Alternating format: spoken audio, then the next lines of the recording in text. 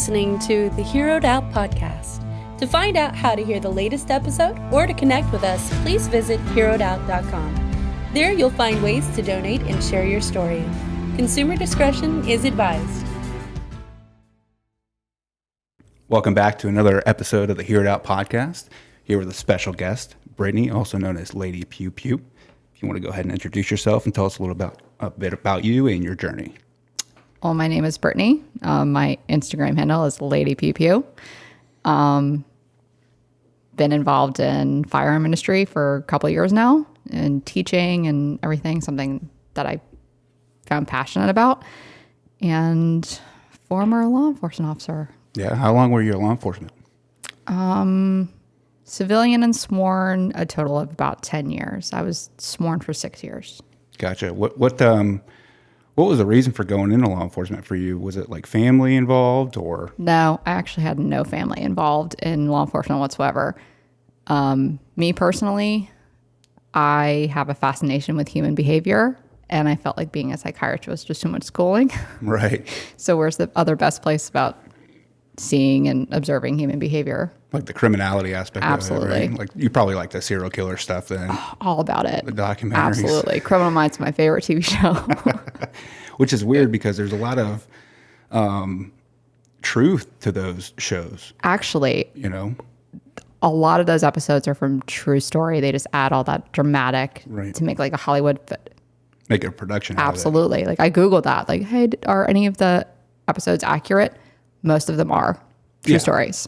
We can both attest to that kind of stuff in law enforcement.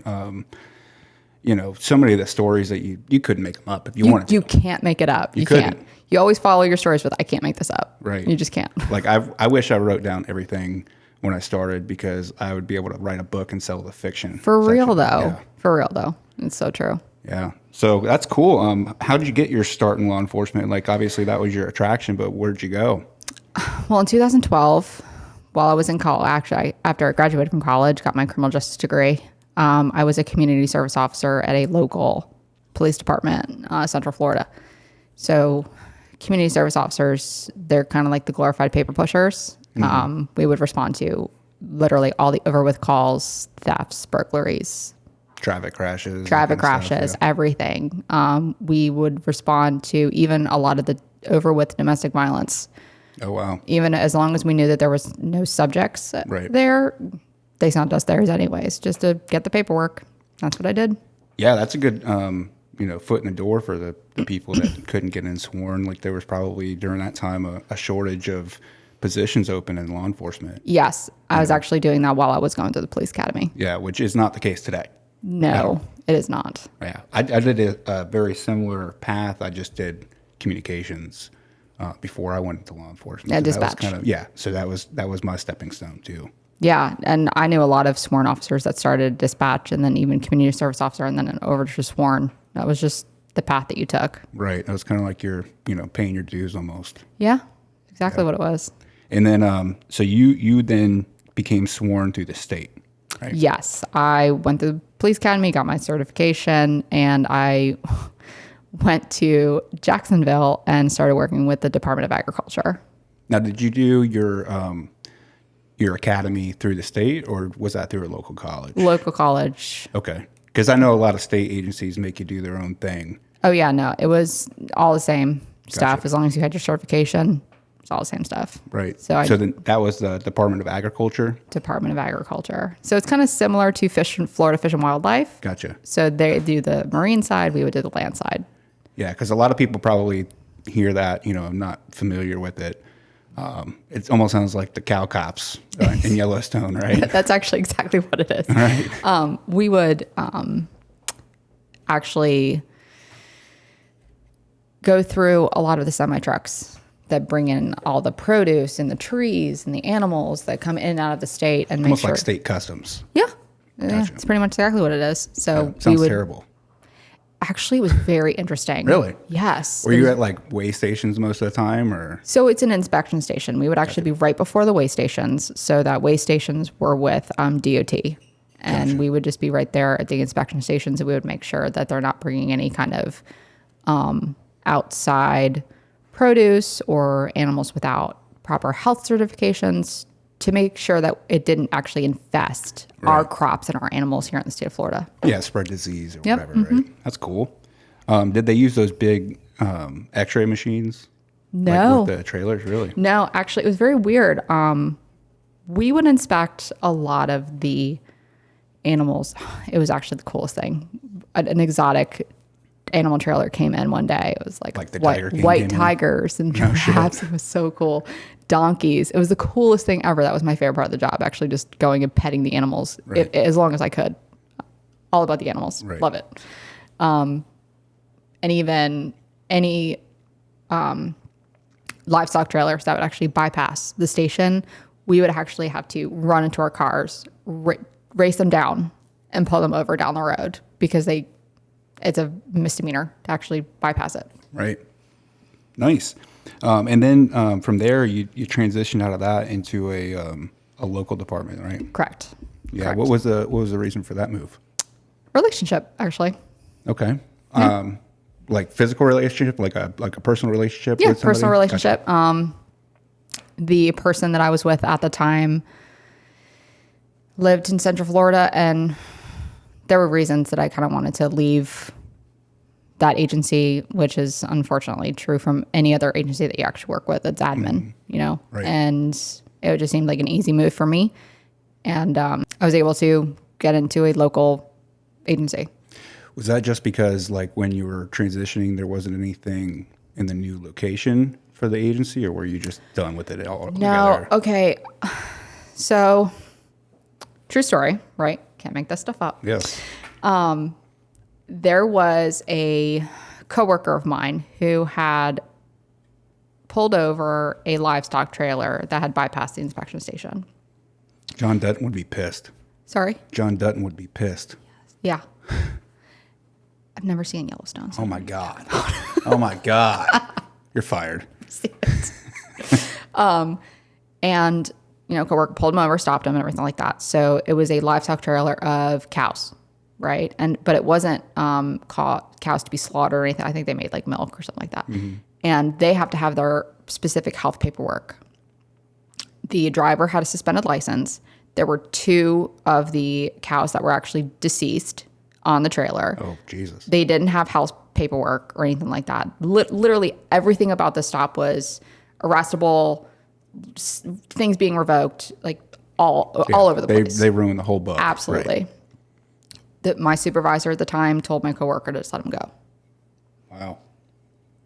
And if anybody in this industry knows, that's just no. Number one, you can't tell me how to enforce a law. Right. I mean, you got to have your own discretion and stuff. And there is times like when admin's going to pop in like that, stuff like that. But like the like vagrant violations like that, Yes. you know, that's hard to swallow. Yes. And, you know, you mentioned admin was one of the reasons. And I think that's a lot for people in any real industry, whether it's teaching or nursing or whatever. People don't usually leave jobs. They leave people.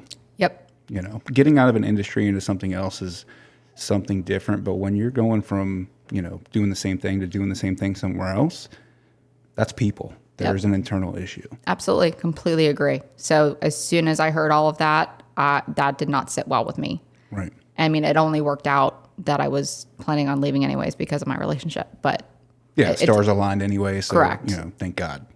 it did not sit well with me. Right.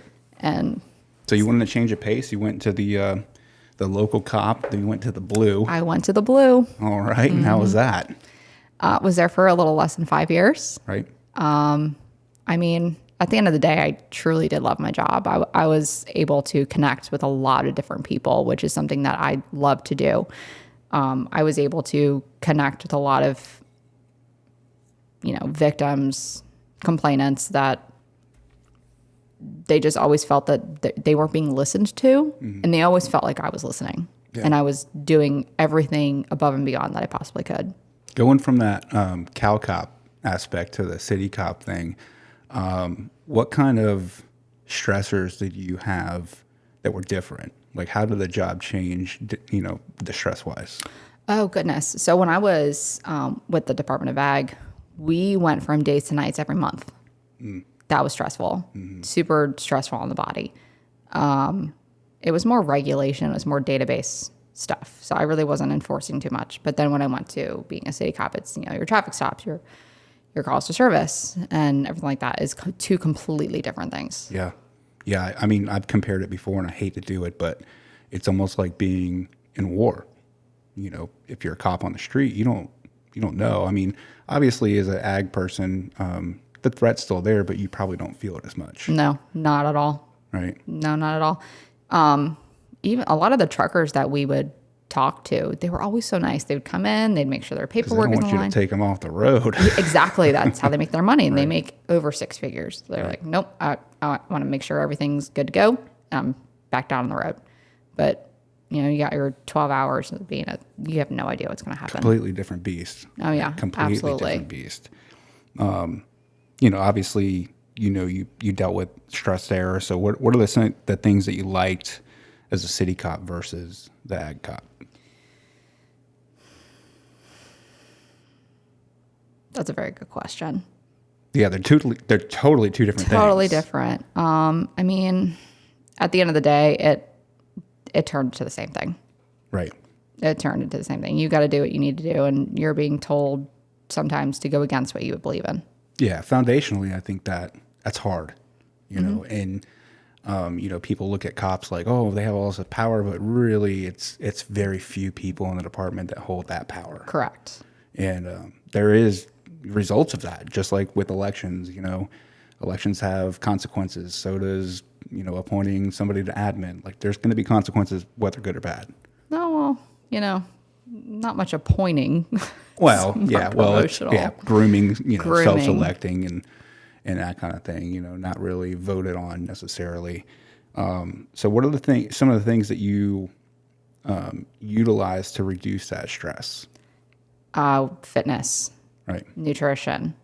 You don't realize how much that plays a role until you start feeling super sluggish on the road, wearing all that equipment and everything. You see all these cops, all they do is they eat out with whatever they can. It's mostly burgers and fries or fried chicken. Something quick. Something quick, right? And it's like you kind of get accustomed to that, and it's quick and it's easy. It's right there.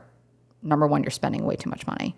Oh, yeah. For Number sure. two, once you consume all that, you feel like garbage. Right. And then the next thing you know, say you have to go chasing after somebody and you can't do it because not only are you wearing all that gear, but you're super sluggish. So I quickly started making sure that I brought my own food. I was drinking enough water. I was getting into the gym. I was getting like my runs in or whatever it is. That made a huge difference.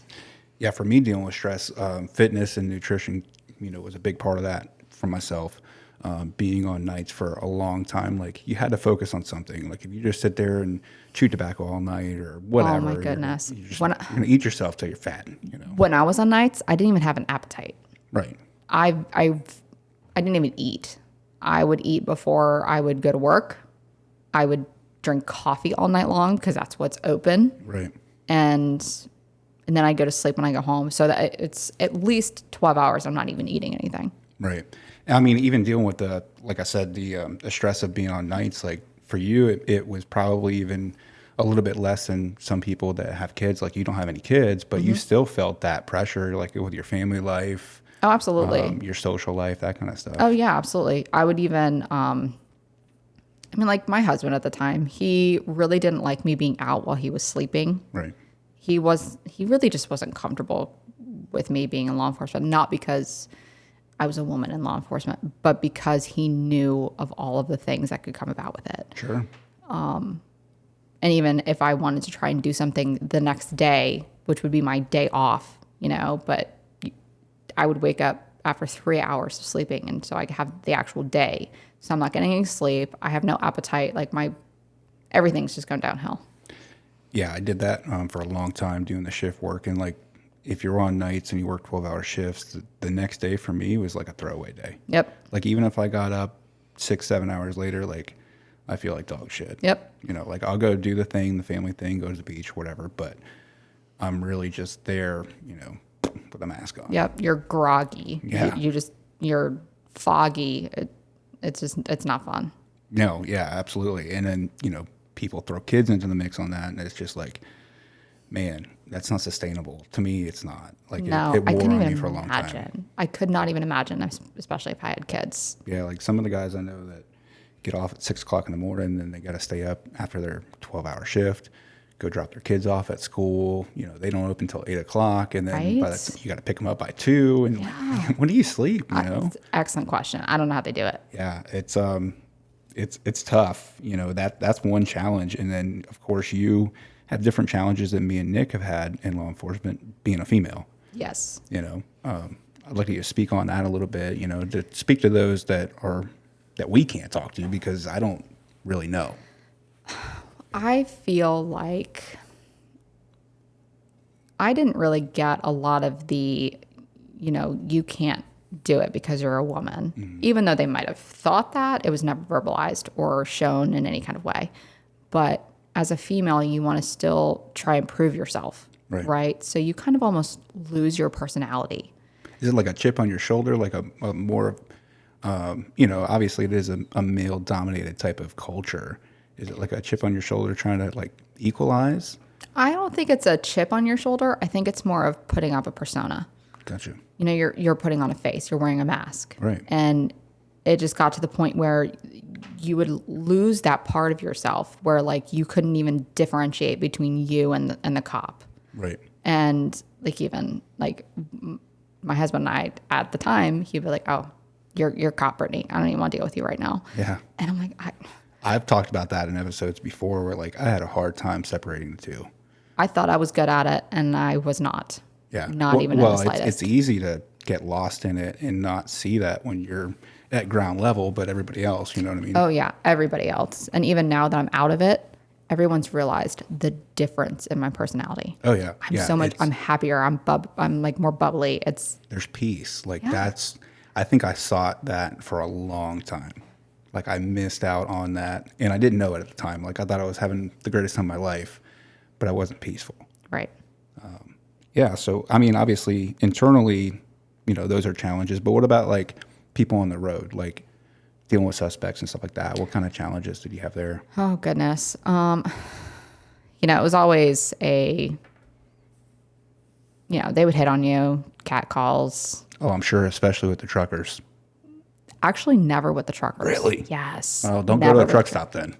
Always super respectful. Always. Really? Yep.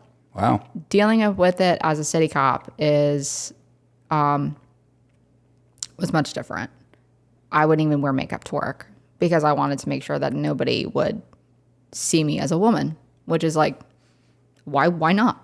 Right. It got to the point where I eventually, 4 years into my career, I finally like, you know what?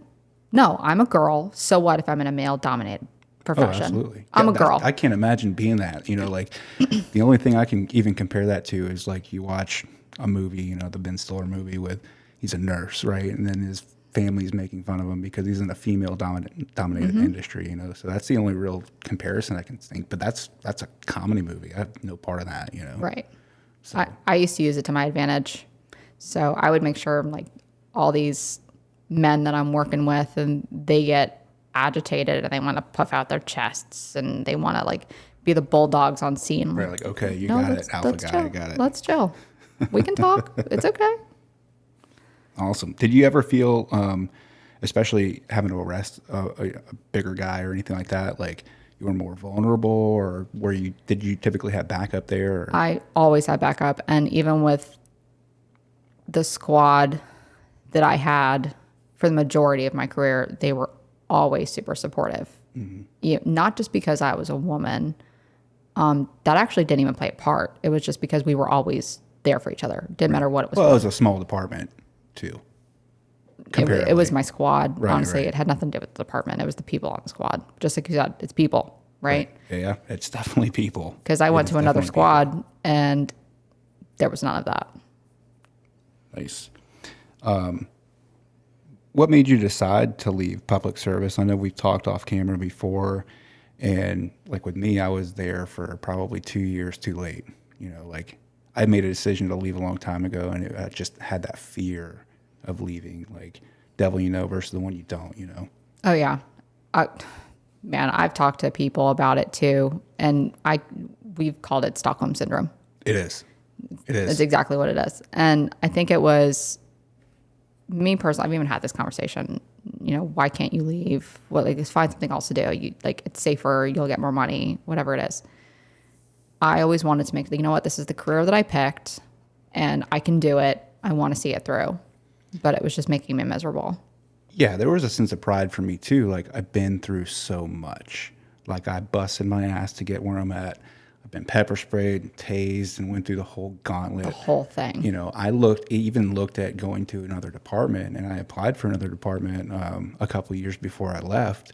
And at the time, I was fearful, like, man, I got to start over. Like, we've had buddies go to different departments after 10 years, and it's like, damn, it feels like you're starting over. Yes, going through that whole FTO program again, having to start from the bottom, having to go through no, I've paid my dues already. I've done all this already. I'm actually, not only am I a DT instructor, I'm also a field training officer. I've done all this where I've also trained other people. I don't want to be trained again. I don't want to go through it again. Right. And I mean, you obviously got to be going into a new subculture for that department or whoever. So there was a lot of the unknowns for me was a big deterrent. And then even into the civilian world. Like, I felt insecure, but I was miserable where I was at. So what's worse? Where you're at or where you're going to go? That's a good question. And at the time, feeling the unknown was definitely worse. Right. Now that I've been pushed into the unknown, I don't know why I was so scared. Well, yeah, exactly. Once the ship's up to the dock and you step off the boat, man, for everybody I've ever talked to, it seems cliche, but man, it is a relief. It is. Such a relief. It really is. I mean, even I don't miss it. No, I mean, there's One aspects bit. I do miss, and there's when I was on SWAT and I left, there was things that I missed there too, like especially some of the camaraderie and the training and the fun shit. But the dealing with the suspects and admin stuff, man, that's for the birds. It got to the point that literally I would get anxiety and stomach aches literally the night before I had to go to work. I'd get it just sitting there in my car. was- Nothing going on. Right. Just radio chatter. Right. Nothing going on. Even just okay, when is the next tone out going to be? Right. And then what am I going to be critiqued on? And Right, exactly. like it felt like walking on glass or crawling through glass a lot of the time. And I've talked to a lot of people who feel that way. And some of it is, I don't want to say like fake, but not really, like their anxiety alarms going off and it doesn't need to be, but they see what's going on around and other people getting in trouble or stuff like that. Like, when's my turn in the barrel? Right. And unfortunately I was kind of living that. So Yeah. no matter what, A lot of people are. I went through way too much the last 2 years at the department, and I was definitely there 3 years too long. Right. Yeah. But again, you don't want to, make that jump because it seems fearful. Like if you don't have any other skill set, and we've talked about this before on the podcast now, like you got to have a backup plan or make a backup plan, no matter what you're doing. Like, because tomorrow may bring a different story to you. Yep. And I saw on your social media a couple weeks ago to that point, you mentioned something like, you're not starting over. You're going with the experience you have, even if it's to another department. Like, you might be starting at ground level, going through training and stuff like that, but they didn't reset you. Correct. That resonated with me, because now, in the private world, I've been able to excel, and it has nothing to do with how good I am where I'm at. It's everything I brought with me. Absolutely. Completely agree. And even when I thought about that, it's literally every piece of experience from the last, 10 years that I've experienced being in this industry. It's easy to lose sight of that. I think the military guys, can respect that too, like transitioning from military to civilian world. Like, what skills here are going to be transferable? I felt like that in law enforcement too, and then you get into management, and obviously any company you go to is going to have management, Right. but it's critical thinking skills, Yeah. investigative skills. There's so many things to Everything, observations, do. Yeah, crunching numbers, like Yeah. real estate, finance, whatever. even just being able to talk to people, which is literally the job that we had. Right. All you do, you talk to people all day long. And most all people day. failed at that. The ones that washed out couldn't do that. Mm-hmm. So that was like your key staple. Like if you couldn't do that, you're not going to last. Right. I think that's true in most jobs. You know, there's some jobs where you don't have to interact with people at all, but most you do. Oh, yeah. Even the current job that I have now, all I do is talk to people. Right. I mean, that's in sales, that's in customer service, whatever. Everything. Everything. And that was even like when I started, you know, breaking it down. And I thought, okay, what kind of skill sets do I have as a law enforcement officer that I could bring into a different job, no matter what it is? Yeah, I think outside the box. You know, it's not, oh, I can't go put handcuffs on somebody anymore. Well good. Right? Like, Yes. You're welcome. Absolutely. You know. Well, thanks. Thanks for coming in and sharing your story today. Here's an opportunity for to pimp your stuff out with Lady Pew Pew. If you want to tell us how that started and how people can talk to you and find you on social media. Oh, goodness. How it started. Well, I felt like I got really bad instruction to learn to shoot a firearm. Because I grew up north. Right. It's not a thing you do. Like, firearms just aren't a thing. So down here, Like where north? New Jersey. Gross. All right. So I had never even touched a firearm until I went to the police academy. Especially a pistol, I'm sure. Oh, yeah, nothing. Never touched a firearm, never even looked at one until I went to the police academy. And I felt like I got really bad instruction when it came to learning how to shoot a firearm. I'm like, this is one of my defense tools. I need to actually learn how to use it. Right.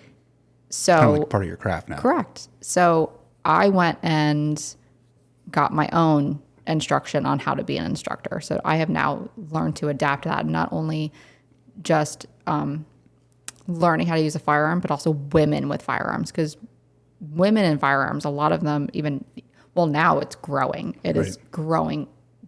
It's crazy how many women have firearms now, and they're now speaking out on the Second Amendment and how important it is to be self-reliant, be able to protect yourself out there. So that is how it all started. I wanted to be like, you can be a woman and carry a gun. Right. You can be a woman. You can learn how to shoot. Right. It's okay. Yeah, you can hunt. You can, we're not back in the ancient times of hunter-gatherers and nurturers. You know? Right. Like everybody needs to be able to protect themselves and those around Exactly. them. Because the way that I think about it is, and something that's super big with me, especially in how I want to influence it, what is important to you? Your life, your family's lives. You want to be able to protect them in any way that you possibly can. Right. And Because you it's a can't great rely tool. on anybody else. It's a great tool. Yeah. Better than my hands. It's for an sure. equalizer. Yeah. Especially me. I mean, I'm 140 pounds. Like, yes, I work out and everything, but that doesn't mean that I'm going to be able to realistically overpower a man that's 250 pounds. Right. I learned how to do that in law enforcement, but Yeah, there are Most certain women don't. techniques, obviously, but there does become a time where you need an equalizer because Correct. you're going to be on the losing side of it real Correct. quick. Yeah, there's cool. a- That's actually a great story. As far as the origins aspect of it. So, how can people reach you on social media? What's the actual handle? Lady Pew Pew. You can find me, social media, Instagram, mostly. I don't use Twitter or anything like that. Not yet, until Musk takes over, right? I haven't used Twitter. I don't use anything else except for Instagram. Right. No TikTok, no nothing for me. Nice. Well, guys out there, girls out there, if you want to share your story, you can connect with us at hearitOut.com or reach us at hearitOutofficial@gmail.com. You can also find us on Instagram and Facebook, and that will be featured with Lady Pew Pew. So hopefully that will garner some more attention and get some more stories like in this today. So as always, you guys stay safe. See you next time.